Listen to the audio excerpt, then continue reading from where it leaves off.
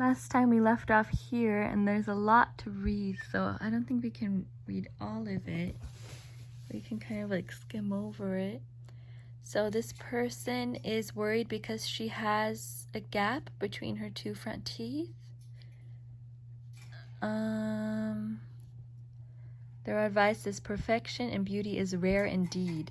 You have this imperfection. Another girl has something else that can't be helped. But don't let it ruin your life. I'm sure people don't take notice of the discoloration.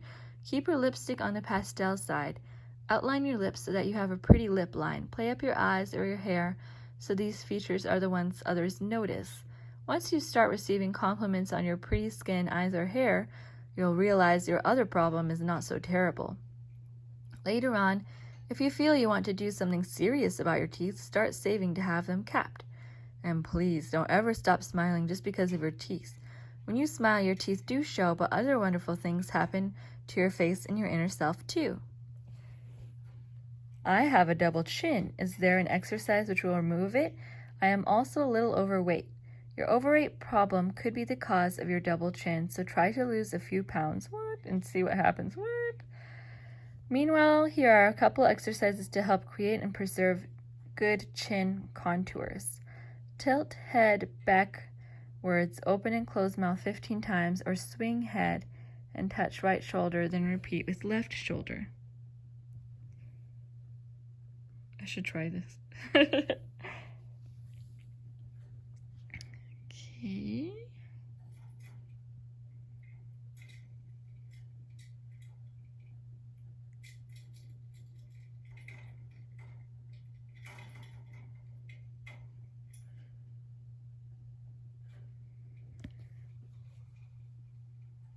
I'm just gonna put it like this in case you guys want to read more about this. Then I'll go down to this section in case you want to pause it and read it.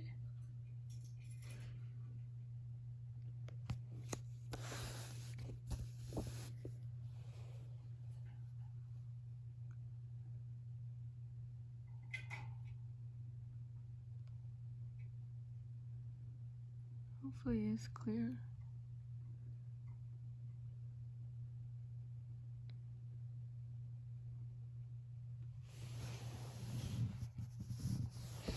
Okay, let's go to the next page.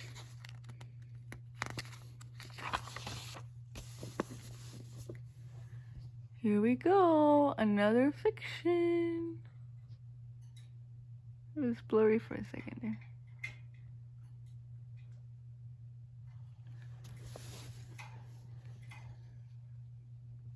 Maybe I should write this.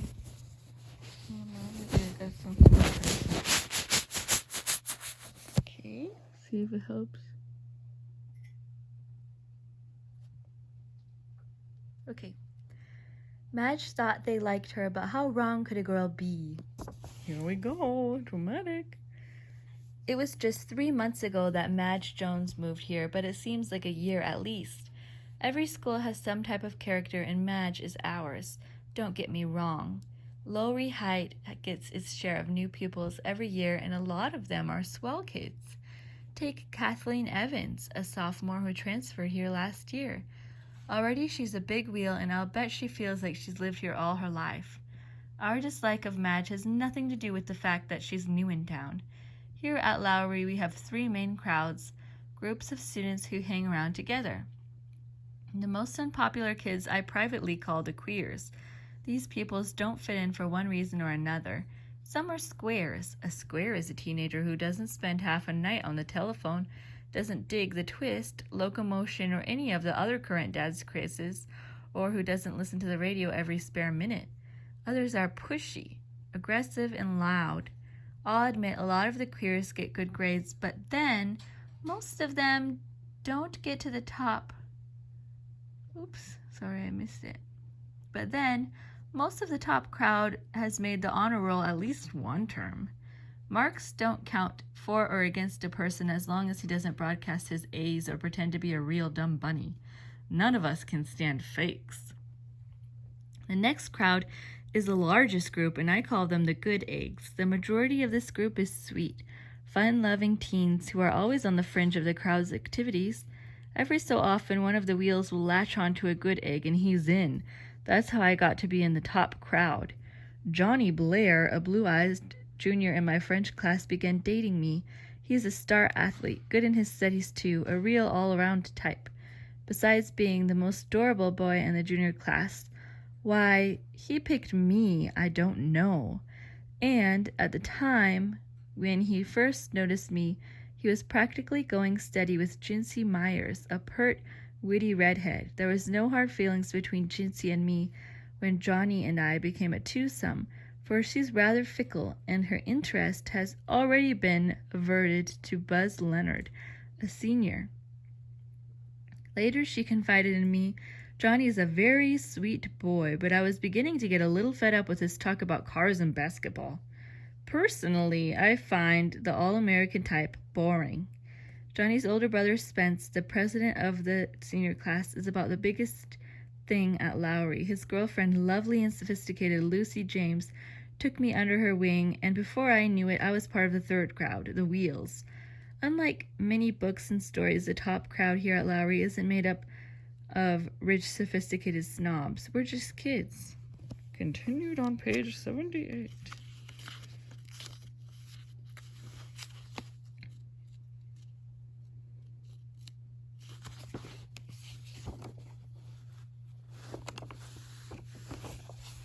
So this is called Her Royal Majesty. We'll find it here.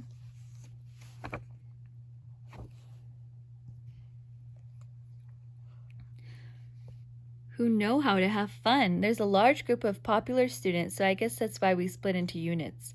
We aren't snobs, but a lot of groups have a table in the cafeteria where they like to think of as theirs. There's room for 10 at a table, and Johnny, I, Lucy, Spence, Jinsey, Bugs, Kay, and Thomas, and Tommy Gray sit together, leaving room for 2 more.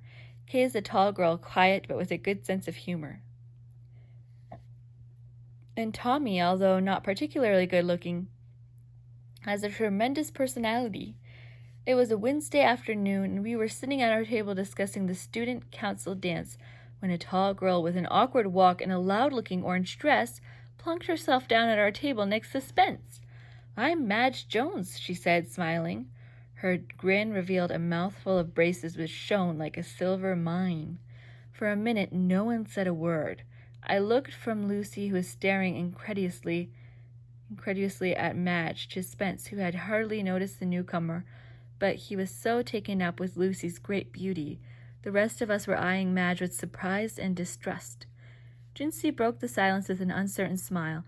"Oh, yes, you're in my English class. I'm Jinsey Myers." After that, we all introduced ourselves. "We were just talking about the student council dance," Kay supplied. "Oh, boy, a dance. Can anyone go?" "Of course," Spence said, looking at her with an annoyed expression. Madge misunderstood the look. She fluttered her eyelashes at him and smiled her toothy smile. Lucy rolled her eyes. She made the square sign to me, and I nodded vehemently. Madge's conversation consisted mainly of the fabulous school she had gone to before in New York City, Miss Daniels' secondary school for girls. I have nothing against the place. I never even heard of it before that day, but Lowry isn't exactly Endsville, and it's bad taste to brag about another school to people who are satisfied with their own. Say, "Are you all coming to my party?" Continue on page 79. Here we go. "Friday night?" Jinsey asked. Next to Lucy, I liked her best of all the girls in the crowd. "Linda and I will be there. We wouldn't miss it for the world, would we, Linda?" Johnny said, turning to me. "Of course not. Your parties are divine, Jinsey," I said. "We're all coming," Tommy announced. "Good. I live at 532 Woodlawn Avenue, in case anyone didn't know." The night of her party, Johnny picked me up at 7:30. I felt pretty that night in a pale yellow dress and matching heels. My dark hair was long and it flipped up at the ends. Lucy had said it for me. Johnny gave a loud wolf whistle as I came down the stairs. By 8 o'clock, the party was in full swing and everyone had come. The doorbell rang and in walked Madge, in an obviously new and expensive red dress. There was an awkward silence, similar to the one at lunch, but even more embarrassing. Poor Jinsey turned as red as her flaming hair. Madge seemed unaware of the awkward situation. "Hello, everyone," she said. "I'm sorry if I'm late, Jinsey, but being new in town, I don't know my way around too well. I guess I should have asked you for directions on Wednesday." Then we understood. Wednesday at lunch was when Jinsey had asked if we were all coming to her party. Madge had assumed that Jinsey meant her, too. I thought to myself that Madge must be pretty dumb to get that impression. Why, Jinsey had just met her that day. "Glad you can make it," Jinsey said, regaining her poise. I saw Lucy nudge Spence and whisper something to him at first, and he shook his head, but she insisted, so he shrugged and nodded. "Dance, Madge? I like your dress," he said. Everyone knew that he was just dancing with her because Lucy had told him to. Lucy felt sorry for Madge and wanted to make her feel better. Everybody but Madge could see that. She thought Spence felt the same attraction to her that she did to him. From that moment on, she became devoted to him. After that dance, the rest of us girls made our dates each dance with Madge. During Girls' Choice, she'd ask Spence. Lucy was a good sport about the whole business. From that night on, Madge assumed her acceptance in the crowd. At first, we snubbed and ignored her in efforts to get rid of her. When this didn't work, we realized that Madge was here to stay and treated her as a sort of mascot. Madge's love for Spence continued. If she was aware that he was going steady with Lucy, she paid no attention to that fact, but followed him around like a puppy dog. He told Lucy that she called him up every night, and it was claimed that her loud hellos to him in the halls could be heard all over the school. Spence treated the whole affair as a joke. There was a popular song at that time called Her Royal Majesty, and Spence made a pun out of the word majesty by spelling it majesty. He'd sing the song all the time, He'd sing the song all the time, and we'd all go into hysterics. Lucy, Spence, Johnny, and I decided to double date for the student council dance because Spence had the family car for that night, and the four of us were very close anyway. I was looking forward to the dance very much, for Johnny was, in my opinion, an escort to be proud of. About a week before the dance, I was in the girls' room at school, combing my hair, trying to decide whether to do it up or wear it in a page boy for the dance, when Madge walked in. "Hi, Linda," she said. "Oh, hi, Madge," I answered absently. I decided to wear my hair in a chignon. I don't even know how to say that, because it was more sophisticated than a page boy. I guess I'd ask Lucy what she thought. "Did Johnny ask you to the dance yet?" Madge asked. I didn't think it was any of her business, but I figured she was probably too dense to realize that was a personal question, so I said casually, "Not. After all, we are going steady." I showed her his ring, which I wore on a chain around my neck. "Oh, Spence hasn't asked me yet, although he's hinted," she confided. I stared at her, thinking surely she was kidding, but from the look on her face, I could tell that she was perfectly serious. "What?" I asked. "I'm surprised myself," she said, misinterpreting my astonishment, just as she often misinterpreted the remarks of the crowd. "I thought a boy should give a girl." Continue on page 80. "At least a week's notice. Maybe he'll ask me today." I stared again, and for the first time I felt sorry for Madge. I wished fervently that I didn't have to be the one to tell her the unkind truth, but I knew if I didn't I would only prolong her agony. "Madge, I don't know how to tell you this, but Spence—" I never finished that sentence, for at the moment the door swung open and in walked Lucy. Did I hear someone mention Spence?" she asked gaily. "Yes, I was just wondering when he'll ask me to the student council dance," Madge said. "Who are you going with?" "Oh, you don't actually think—" "Oh, my heavens, you do!" Lucy said, shocked, for in a moment she just looked at Madge in disbelief. Suddenly she laughed. "Oh, brother!" Then more gently she said, "Madge, I don't know what you expected or what Spence led you to believe, but he won't ask you to the dance. He's going with me, and we're doubling with Linda and Johnny. I guess no one told you, but we're going steady. There's still a week until the dance, though, so maybe you can find another date." Lucy's voice was soft now and encouraging. She sounded apologetic. That is, Spence. Madge stopped abruptly, and I could almost see her mind soaking up Lucy's statement. I'm afraid Spence has made you the butt of an unkind joke. It was rather crude of him, but the dear boy doesn't always think of who may be hurt. I guess he thought it was funny, Lucy said lamely. I'm sorry, Madge, I really am. I guess, in a way, it was my fault, too, for not letting him be so cruel. I guess I just didn't think. Her voice was compassionate. Madge didn't say anything, but shock and hurt were written all over her face. For a moment I thought she was going to cry, but instead she began to speak slowly and bitterly. I see it now, the way things really are. I don't know why I was so dumb before. Maybe I believed what I wanted to. I thought, hoped that was what I wanted. Accepted in this school. Now, suddenly, Madge began to cry, and her voice rose hysterically. Oh, you are mean to make me think that. I hate you. Yes, I do. I hate you all. She gathered her books and ran out of the girls' room, leaving Lucy and me standing there feeling ashamed of ourselves. Oh, well, at least she's off to her backs at last, Lucy said, trying to sound flippant. Yeah, she won't bother us any more. She really meant that I hate you business, I agreed. The dance came and went, but Madge didn't go. After the episode in the girls' room, she ignored the crowd as much as she had followed us before. From that day on, she never spoke to any of us. When we'd see her in the halls, she'd blush and look the other way. I understand she's made friends with several of the queers, and even some of the good eggs like her. Most of the crowd is glad to be rid of her, but I feel kind of guilty. I know it wasn't my fault, but still, maybe I feel this way because I'm going steady with Spence now, and he was the person responsible for the mess. Lucy's with Larry Dell, a transfer student, and Johnny went back with Jinsey. That's the way it is in a crowd like ours. Everybody changes boyfriends and girlfriends, but we always go steady with someone in the group or introduce a new member to the group.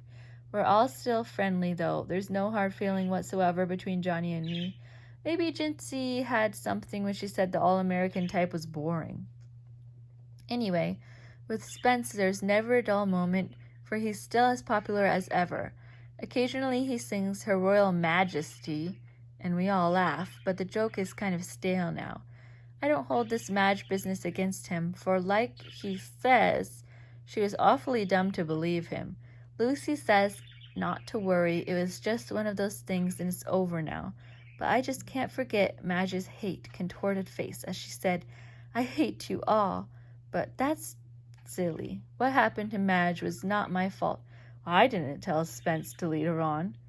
Then why does Madge haunt me? The end. This is so sad for Madge. What a sad story for Madge. Sounds like she didn't even know.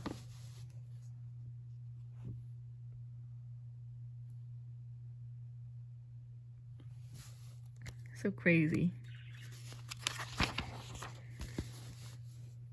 Okay, so it looks like they're exercising here. Sorry that it's not flat.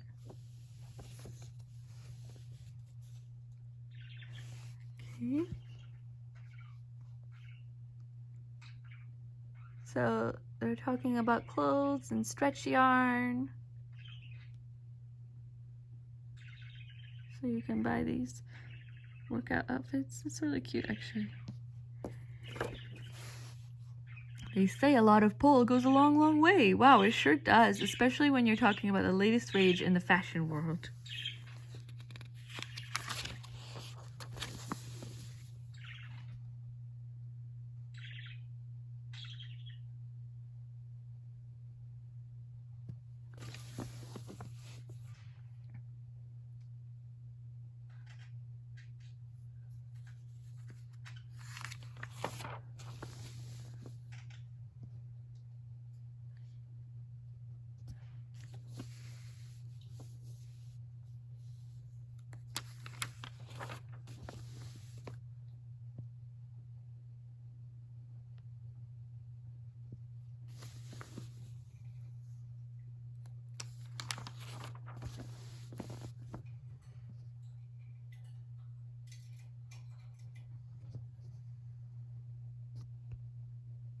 Sorry if it's blurry.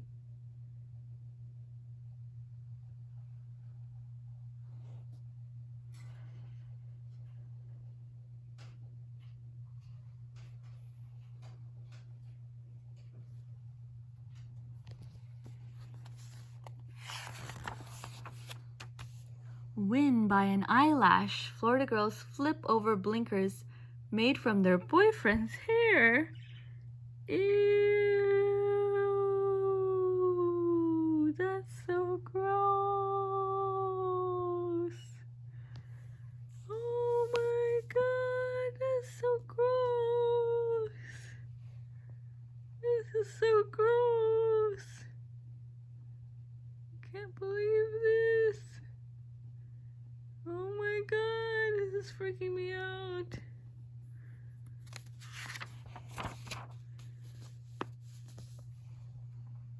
Fads and fancies.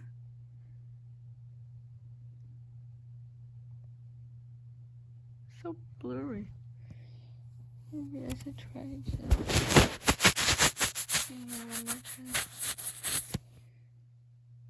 Okay, hopefully that helps. No, it's still kind of blurry.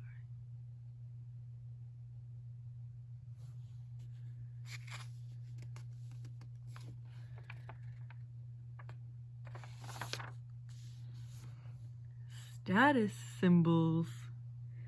The truth about private TV, telephone, and charge account craze. I'm just gonna pause it right. See if I can get it to be not blurry.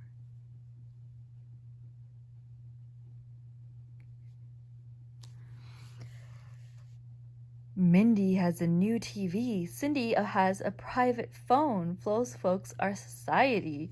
Joe's sports car is all her own. Betty's credit card went through. My friends are sneering at us. If I don't get the same things too, I won't have any status. Does this sound familiar? It should. These are the lyrics to a song entitled Teenager's Lament, which is being heard in every part of the USA. But chances are in your house it isn't a very popular song. Chances are your parents are behind the times. They won't recognize a status symbol if it had a label on it. They seem to think private phones, cars, and things like that are luxuries when any teen with an IQ above idiot knows their necessities. Well, if you're beginning to feel deprived, it's time to look into the subject of status. Let's check out some of these status symbols to see if the price tag attached is worth the cost, okay? So here are the facts. So Mindy has her own TV and Cindy has a private phone. How convenient for them. Now Mindy doesn't have to watch those silly programs with the rest of her family. And Cindy doesn't have to worry about getting off the hook when Dad wants to make a call. But doesn't that put the TV and private phone in the same category as maid service and breakfast in bed? Luxurious extras that make life more pleasant? What we're interested in is how a TV or phone may affect a girl's social status or popularity quotient. For the answer to that one, just check your own emotions. How do you feel about Cindy when you hear she has her own phone? A little envious? Naturally. And that envy doesn't make you like Cindy more. In fact, envy in itself can lead to disliking more often than liking. Of course, a private phone in Cindy's room may offer you an opportunity to talk for longer periods to Cindy, but it doesn't make you want to talk to Cindy more. And as far as the fellows go, any boy who likes Cindy well enough to call her would be willing to risk a few busy signals. The same line of reasoning goes for Mindy and her TV. Maybe more girls will congregate in Mindy's room from now on, but it won't be because Mindy's more popular. It would be because her television set is. The fact that not everyone will buy the idea, if you love my possessions, you love me. But then, if your sole aim in life is to make everybody you know green with envy, instead of true blue with friendship, then you really do need that phone and TV set. All right, you say, maybe I don't need a phone or a TV or things like that, but you've got to admit a car is a real must. I mean, a girl with a car really rates. She rates like the click of a taximeter. All of a sudden, she finds herself with loads of friends who have places to go and people to see and no way to get there. But just let the carburetor go fluey and all those new friends will leave her. The truth is, without a car, you can still get places by taxi, bus, bike, or foot. And if your personality is as sleek as the latest model, the girls and guys will be more than willing to take you along for the ride. But did you know a girl yet who needed a car to steer true friends her way or drive a boy up the aisle? Now that the car has been parked on the back lot, let's look at the credit card change account symbol. What about Betty and the magic pass that allows the door to every dress shop in town? Is her status on the upswing along with her spending power? Not Betty's. All the clothes in the world couldn't disguise her dumpy figure or her dull personality. At the same time, a simple, inexpensive wardrobe can't hide your assets of figure and personality. You can bet that the kind of credit that really counts for people is the credit that you earn for your own good taste and accomplishments. And unless you want to be pitied trying to substitute expensive clothes for genuine looks and personality, you don't need a credit card. Lots of girls have been described as clinging vines or shy violets, but they aren't the kind you will attract if your family joins the country club or some other exclusive group. Once you've scaled the fence that sets off the socially elite, you'll be the chief target for social climbers who can use you to reach the higher climbs. When your own personality and accomplishments are high for most people, most people won't care how your father's bank account stands. It's a fact. The girls and fellows who like you now won't like you any better because your family acquires snob appeal. But if you want to be allowed for social climbing teens, then you do need memberships in the upper crust clubs. Aren't there any groups, you ask, where all these status symbols count for something? The answer is obvious. There are always certain cliques that are open only to those with their own car, country club membership, expensive clothes, etc., etc. The more status symbols you have, the more in you'll have with groups like this. But you must have a very poor opinion of yourself if you feel that you must buy friendship in romance. In fact, most girls want a fast out from an in-group that liked her for what she had instead of who she was.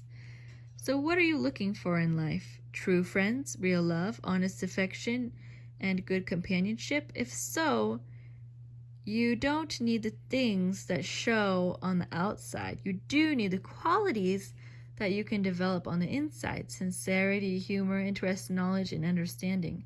Because the girl who has everything usually turns out to be the girl who has zing. Take away her possessions and she's a big nothing. Does that mean the less things you have, the better off you are? Of course not. Neither does it mean that you are doomed to failure in the friendship field, or if your family does belong to a country club, or if you do acquire a new car.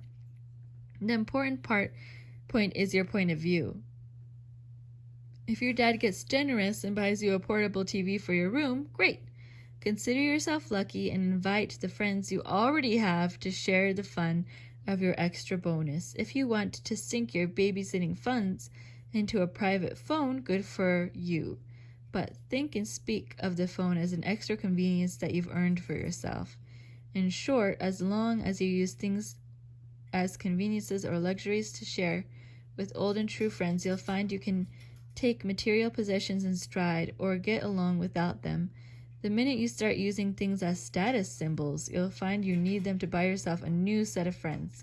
Because the girl whose claim to fame is, "I have everything," is the girl who ends up not having anyone. It's so crazy how now everyone has their own phone. Everyone has their own TV. It's so crazy what a big deal it was.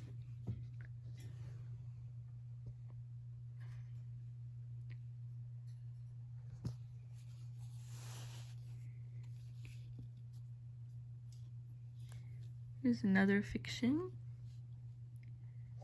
Let's see.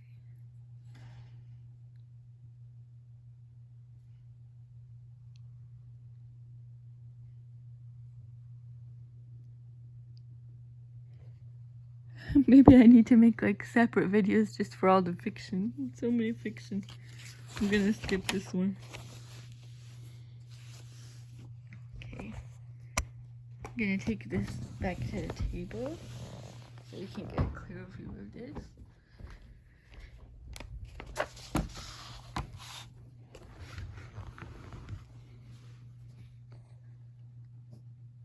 This is My Fair and Frantic Hollywood by Earl Leaf. And I'll just show you the pictures for this one.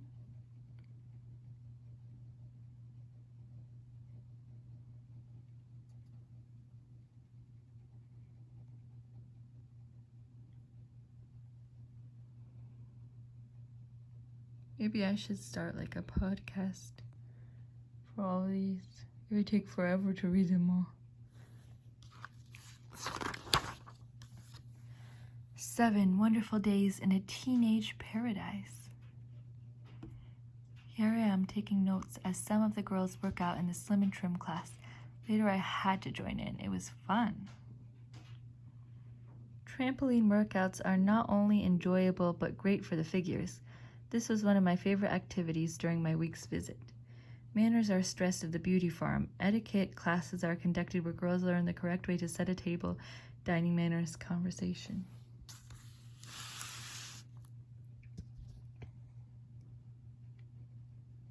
This is what they ate at that place. Hot oatmeal with brown sugar, prunes and skim milk for breakfast. Morning snack, vegetable juice. Lunch, rice and chicken soup, cottage cheese and peach salad. 1 fresh plum, skim milk, apple juice, chicken, tossed lettuce and tomato salad, asparagus, cheesecake, skim milk.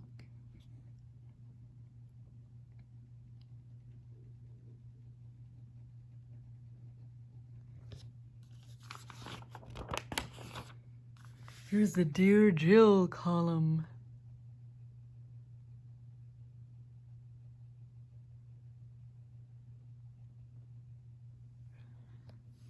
Let's see.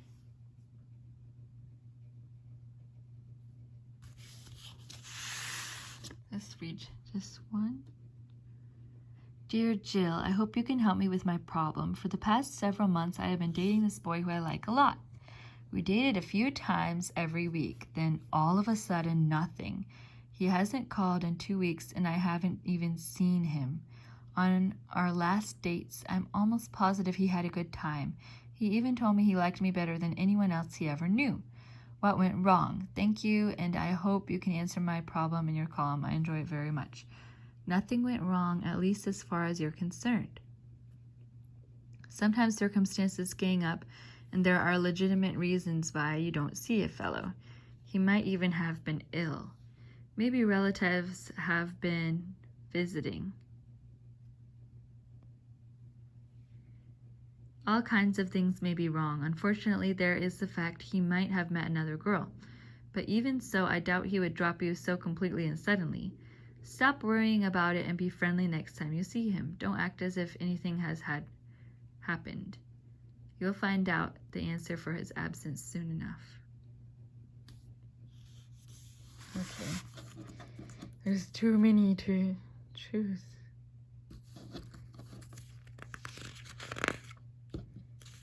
So just keep going. Wish you were here. Make new friends and exchange ideas by joining Teens Worldwide Pen Pals. This is so cool again. Really wish I could have joined. Miss Freckles. Mary Lynn, 14, from New York, won Miss Teen's Fractured Flickers Freckle Fest, and was flown down to Hollywood with her mother for a week of fun. After a stopover visit to New York City, where she stayed at the Waldorf, Mary Lynn bounced out of the movie capital where she filmed a part of Mr. Novak's show, appeared with Steve Allen on his program, and saw as many sights as possible within her hectic schedule. The freckled winner claimed it was a thrill of a lifetime. Mary Lynn won over 8,000 other entrants and also received as prizes a Singer sewing machine and an art-carved diamond pendant. TV makeup man put light pancake base on Mary Lynn and then painted on freckles for the Novak show. Director Michael O'Herlihy worked with Miss Freckles of 1964 on lines from script before the cameras rolled. At Grauman's Chinese Theater, Maryland placed her handprint on that of Shirley MacLaine's. Maryland portrayed female auto mechanic in Mr. Novak's Boy Without a Country, which aired December 10th.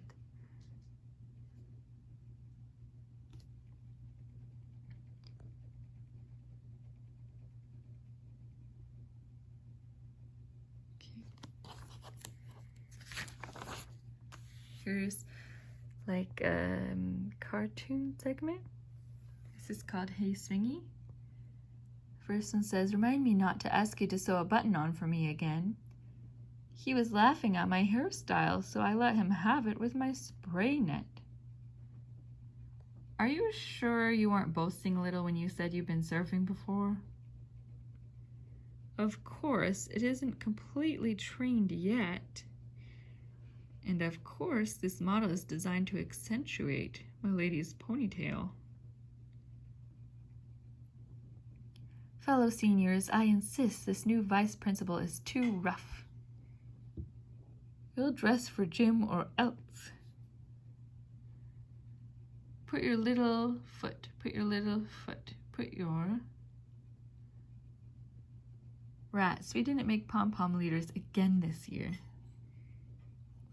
Man, when the faculty has a party, it's the craziest.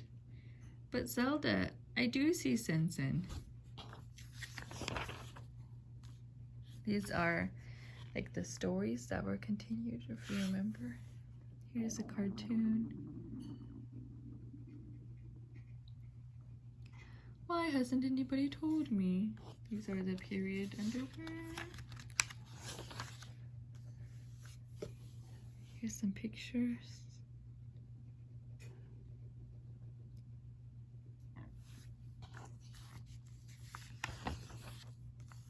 Here's another cartoon.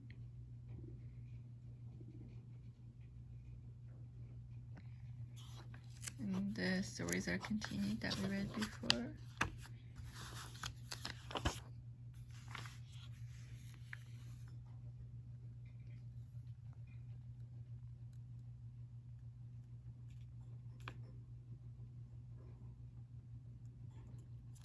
Open the door to wonderful winter fun with your own subscription to Teen, Young America's beauty, fashion, and entertainment magazine. You'll love all of the wonderful things about Teen. New and luscious hairdos for every occasion, time-saving beauty hints that can change your entire appearance, fashions you can afford, truthful interviews with TV personalities, romantic fiction stories, and the latest laughs with your favorite young humorists.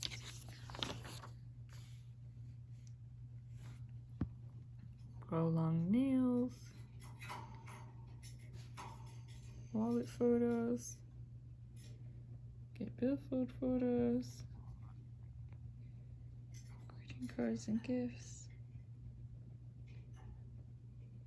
It would be cool to like look up these addresses and see what's there now.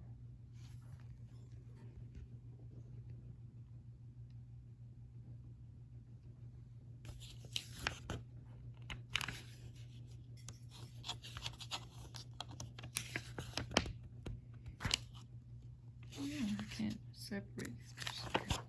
Got it. Tune in Dick Strout's Hollywood Profiles. Facts Finder? Answer your questions here, wherever they are. Mr. Novak.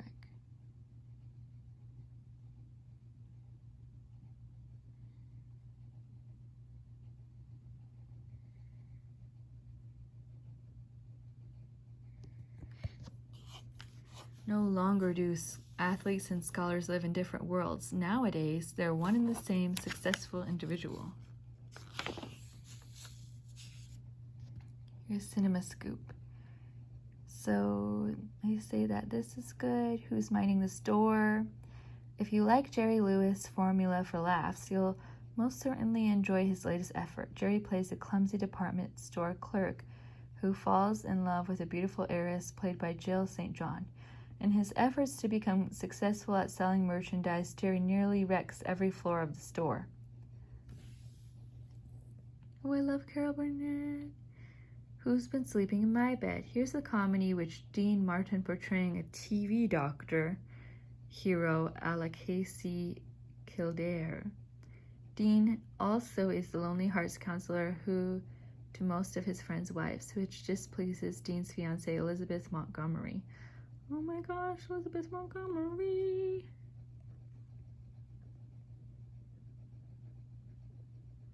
The most notable part of this film is the motion picture debut of a delightfully funny Burnett who is destined to become a top comedian. This is like a prelude. It's foreshadowing. Okay, they say this is good. Kings of the Sun. This sweeping adventure story deals for the first time in the history of the screen with the ancient and mysterious Mayan civilization.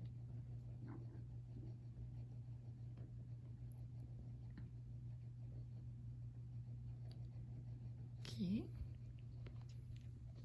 And the last page says, in 1970, will you be a successful fashion artist?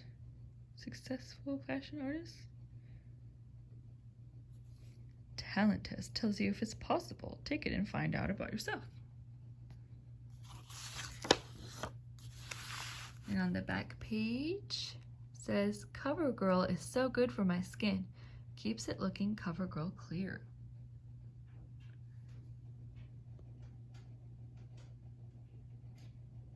Martha Branch. Okay, that was the end of this teen magazine. Take a picture for the video. Okay, thank you guys so much for listening to this magazine from 1964. I hope you liked it. Please let me know how I can improve.